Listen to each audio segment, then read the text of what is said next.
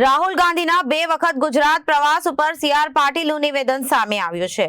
ગુજરાતમાં દરેક માટે આકર્ષણનું કેન્દ્ર છે। જે વ્યક્તિ ઇરાદાપૂર્વક આવી રહ્યો છે તે સફળ થવાનો નથી અને પાર્ટીના જ માણસો પર તેને વિશ્વાસ નથી। પીએમ મોદીના નેતૃત્વમાં ગુજરાત આજે સલામત છે। રાહુલ ગાંધીના 2 વખત ગુજરાત પ્રવાસ ઉપર સી.આર. પાટીલનું નિવેદન સામે આવ્યું છે। ગુજરાતમાં દરેક માટે આકર્ષણનું કેન્દ્ર છે।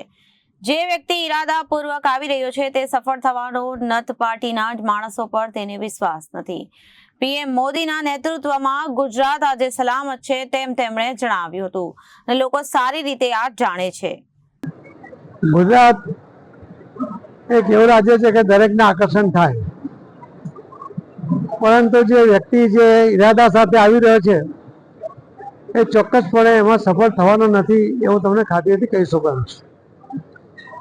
જેના નેતૃત્વમાં પાર્ટીના લોકોને જ વિશ્વાસ નથી, ત્યાં ગુજરાત જેવા વિકસિત રાજ્યની અંદર બધી જ પરિસ્થિતિને પારખીને કામ કરવાના લોકો, સાહસિક વૃત્તિના લોકો એ ક્યારેય નબળું નેતૃત્વ પસંદ કરતા નથી અને એટલા જ માટે માનનીય પ્રધાનમંત્રી શ્રી નરેન્દ્ર મોદી સાહેબના નેતૃત્વમાં ગુજરાત સલામત છે।